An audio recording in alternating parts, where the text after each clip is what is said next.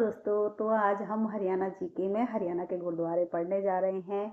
आप लोगों को एक बार ये पूछना चाहती हूँ कि जो मैं पढ़ाती हूँ क्या आप लोगों को वो समझ में आता है? अगर समझ में आता है तो प्लीज़ कमेंट में ज़रूर बताइएगा कि हाँ समझ में आ रहा है। और इसी के साथ हम चलिए करते हैं स्टार्ट अपनी हरियाणा जीके का। ठीक है, तो हरियाणा के गुरुद्वारे हम आज पढ़ेंगे। छोटी सी क्लास रहेगी, बहुत इंपॉर्टेंट क्लास है लेकिन ठीक है, एग्जाम में ये गुरुद्वारे पूछ लिए जाते हैं। चलिए, ये चीज़ मैं ज़रूर बता दूं, मैं बताती नहीं हूँ अपनी क्लास में। ये CET mains, group D, HTET, जितने भी हरियाणा जी के जितने भी एग्ज़ाम्स में हरियाणा जी के आती है वो सबके लिए बेनिफिट रहेगा। ये सबके लिए, उन एग्ज़ामों के लिए सबके लिए रहेगी। ठीक है, तो चलिए हम स्टार्ट करते हैं। हरियाणा के गुरुद्वारे। यमुनानगर, यमुनानगर में जो कपाल मोचन गुरुद्वारा है, तो ये कहाँ पड़ता है? ये यमुनानगर में पड़ता है। कहाँ पड़ता है? यमुनानगर में पड़ता है। मैं खुद से छोटा कर लेती हूँ। ठीक है, ये कपाल मोचन गुरुद्वारा कहाँ पड़ता है? यमुनानगर में पड़ता है। कहाँ पड़ता है? यमुनानगर में। यमुना के किनारे संकट कट गए। कपाल मोचन ने संकट कर दिए, संकट मोचन कर दिया। तो यमुना के किनारे क्या हुआ? कपाल मोचन, संकट मोचन कर दिया। संकट मोचन कौन किसको बोलते हैं वैसे? संकट मोचन बोलते हैं। ये क्या हो गया? हाँ, कैमरा ऑन हो गया था। हाँ, तो कपाल मोचन किसको बोलते हैं? कपाल मोचन हनुमान जी को बोलते हैं। तो आप लोगों को ये समझ में आ गया होगा कि संकट मोचन, कपाल मोचन एक जैसा ही वर्ड है। तो यमुना के किनारे मोचन हो जाता है, संकटों का मोचन हो जाता है। तो यमुनानगर में गुरुद्वारा का कौन सा है? कपाल मोचन गुरुद्वारा है। ठीक है, समझ में आ गया आपको? यमुनानगर में कौन सा गुरुद्वारा है? कपाल मोचन गुरुद्वारा है। ठीक है। पंचकुला, पंचकुला के गुरुद्वारे देखो। गुरु मांझी साहिब गुरुद्वारा, गुरु गुरु मांझी साहिब गुरुद्वारा। साहब ने गुरु के पैर मांझे, गुरु के पैर मांझे मतलब धोए। तो गुरु मांझी साहिब गुरुद्वारा हो गया। इससे तो नाड़ा साहिब गुरुद्वारा, नगाड़ा बजा साहिब ने नगाड़ा बजाया। गुरु के आते ही साहिब ने नगाड़ा बजाया। तो ये हो गया गुरु साहिब, नाड़ा साहिब गुरुद्वारा। ठीक है, तो गुरु मांझी साहिब गुरुद्वारा और नाड़ा साहिब गुरुद्वारा, ये यहाँ पे गुरु गोबिंद जी आए थे।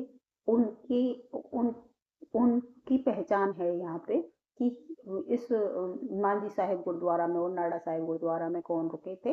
गुरु गोबिंद सिंह रुके थे। ठीक है, चलिए आगे चलते हैं। कैथल, नीम साहिब, मांझी साहिब, गुरु नानक देव जी गुरुद्वारा। देखो, एक नीम साहिब गुरुद्वारा है, मांझी साहिब गुरुद्वारा है, गुरु नानक देव गुरुद्वारा। इनकी ट्रिक देखो। कैथल में, कैथल में गुरु के नानक जी ने नीम से गुरु के पैर धोए, नीम के पानी से गुरु के पैर धोए। या क्या थल में यानी जमीन पर गुरु मांझी साहिब के पैर धोए। किसने? नीम के पानी से गुरु साहिब ने गुरु के पैर धोए। तो गुरु नानक देव जी, गुरु से गुरु नानक देव जी, नीम से नीम साहिब, मांझी मांझे से मांझी साहिब, गुरु से गुरु नानक देव जी का गुरुद्वारा। थल से कैथल। ठीक है, नीम के पानी से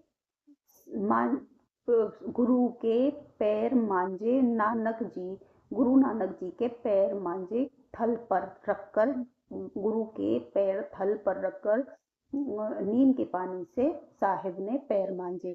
तो नीम साहिब, मांझी साहिब, गुरु साहिब और देव साहिब जी गुरुद्वारा हो गए। आई होप आप लोगों को समझ आ गया होगा। चलिए दूसरा कराते हैं हम अगला। जींद, जींद का गुरुद्वारा। कौन सा गुरुद्वारा? जींद वाला। जींद में क्या है? धन तान साहिब सबसे बड़ा गुरुद्वारा। धन, धन सबसे बड़ा होता है। देखो, जिसका जिसके पास धन होगा उसका दिल भी बड़ा होगा। तो जींद को क्या कहा जाता है? हरियाणा का दिल। तो जिसके पास धन होता है वही बड़ा होता है, वही गुरु होता है, उसका ही दिल बड़ा होता है। तो धन साहिब सबसे बड़ा गुरुद्वारा कहाँ पर है? जींद पर है। समझ आ गया? चलिए अब हिसार का देख लेते हैं। श्री गुरु सिंह सभा गुरुद्वारा, श्री गुरु सिंह सभा गुरुद्वारा, जहाँ पर गुरु जी की सभा लगती है वो है गुरु सिंह सभा गुरुद्वारा। जिसके हिस्से गुरु की सभा आती है, हिस्से मतलब हिसार में, तो ये हिसार का गुरुद्वारा कौन सा है? गुरु सिंह सभा गुरुद्वारा, जो हाँ गुरु की सभा होती है, जिसके हिस्से गुरु की सभा आती है। तो हिस्से मतलब हिसार में है गुरु सिंह की सभा का गुरुद्वारा। ठीक है, गुरु सिंह की सभा का गुरुद्वारा। आगे समझ? चलिए कुरुक्षेत्र के गुरुद्वारे कर लेते हैं, ये बहुत सारे हैं। देखो यहाँ पे, ठीक है, देखो कुरुक्षेत्र के गुरुद्वारे, छठी पातशाही गुरुद्वारा, नौवीं पातशाही गुरुद्वारा, राजघाट गुरुद्वारा, श्री मस्तनाथ साहिब, श्री बावली साहिब, शीश महल साहिब, श्री दमदमा साहिब, श्री मांझी साहिब गुरुद्वारा। देखो कहाँ है ये? शाहाबाद, कुरुक्षेत्र के शाहाबाद में है। देखो दमदमा, जिसका दबदबा है, दमदमा से दबदबा, किसका दबदबा है? गुरु का दबदबा है। 9वीं और 6वीं शताब्दी में राजा का दबदबा होता है, तो राजा का दबदबा था, राजा साहेब का दबदबा था। उसका महल किसका था? शीशे का बना हुआ था। राजा का महल शीशे का बना हुआ था, उसका दबदबा था। और बावली, वो बावला था। 9वीं और 6वीं शताब्दी में पातशाही राजघाट, राजा था, गुरु ने उसको राजा बनाया, उस मस्त माथे पे उसके रखा श्री बावली साहिब, शीश महल साहिब, श्री दमदमा साहिब। राजा का दबदबा गुरु की आशीर्वाद से राजा का दबदबा कब था? 9वीं और 6वीं शताब्दी में था। और वो उसका महल किसका बना हुआ था? शीशे, राजा का महल किसका बना हुआ था? शीशे का बना हुआ था। ठीक है, दबदबा से दमदमा साहिब गुरुद्वारा, और शीशे के महल से शीश महल गुरुद्वारा। बावला था, वो मस्त रहता था, बावलों की तरह मस्त रहता था वो अपनी मस्ती में, तो मस्त से मस्तगढ़ साहिब का गुरुद्वारा, और बावले से बावली का गुरुद्वारा, राजा से राजघाट का गुरुद्वारा, 6वीं और 9वीं शताब्दी से 6ठी पातशाही और 9वीं पातशाही का गुरुद्वारा। समझ आ गया? ठीक है, ये सब कहाँ? कुरुक्षेत्र के शाहाबाद। ठीक है, चलिए आगे चलते हैं। महेंद्रगढ़ गुरु दशमेश, दशमेश, जिसके 10 गुरु हैं, श्री गुरु सिंह सभा, 10 सभा आती हैं। महेंद्र के हिस्से गुरु की 10 सभा आती हैं, तो गुरु दशमेश और गुरु सिंह सभा। महेंद्रगढ़ में कौन से वो हैं? महेंद्रगढ़ में गुरु दशमेश, गुरु सिंह सभा। ठीक है, तो महेंद्र के हिस्से क्या आता है? महेंद्र के पास कितने गुरु हैं? 10 गुरु हैं, और 10 गुरुओं की सभा आती है। महेंद्र के पास 10 गुरुओं की सभा है। ठीक है, रोहतक के गुरुद्वारे, बंगला साहिब लाखन माजरा, बंगाल और लखन, बंगाल और लाखन माजरा, बंगला और लाखन माजरा का गुरुद्वारा। ठीक है, ये आप याद कर लेना।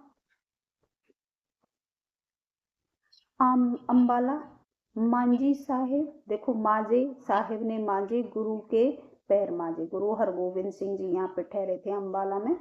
ठीक है, सूरज कुंड, सूरज की तरह चमकता है जो सूरज का कुंड, गुरु द्वारा पंजों खड़ा, जो अपने पंजों पे खड़ा है, शीशबाज, शीश झुकाकर जो अपने पंजों पर खड़ा है बादशाह की तरह।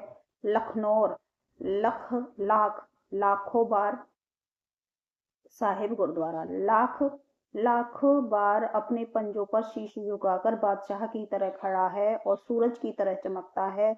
जो अपने गुरु के पैर मांजता है या पैर धोता है, ठीक है, वो लाखों बार शीश झुकाकर बादशाह की तरह पंजों पर खड़ा हो सकता है, सूरज की तरह चमकता है।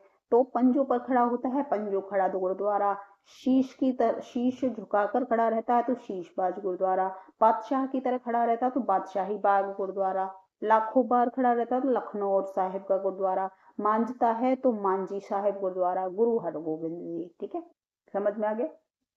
सारे गुरुद्वारे लर्न हो गए। ठीक है, चलिए अगला देखते हैं। सिरसा चोर खेड़ा गुरुद्वारा, चिल्ला साहिब गुरुद्वारा।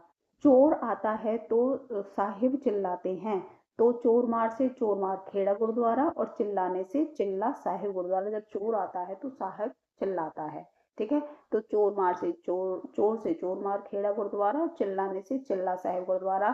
सिर पर पैर रखकर चोर भागता है, देखो जब सिर पर पैर रखकर चोर भागता है तो साहिब चिल्लाते सिर से सिरसा, और चोर से चोर मार खेड़ा गुरुद्वारा, चिल्लाने से चिल्ला साहिब गुरुद्वारा। ठीक है, चलिए बस इतने ही थे हमारे पास, जो मेन गुरुद्वारे थे वो सारे मैंने आपको करा दिए हैं। तो आई होप आप लोगों को ये सारी ट्रिक के साथ ये गुरुद्वारे याद हो जाएंगे, आप लोगों को ये ट्रिक पसंद आई होगी। जस्ट मैंने अभी अभी बनाई है, मैंने कोई तैयारी करी नहीं है कि ट्रिक मैं तैयार करके लाई हूँ, नहीं, मैं साथ के साथ ट्रिक बनाती हूँ जो मेरे मन में आता है। आप लोग भी ट्राई किया करें और आप लोग भी ये ट्रिक बनाकर अपने हिसाब से कोई भी ट्रिक बना ले, हाथ पार टैंग टांग कहीं से भी जोड़ ले।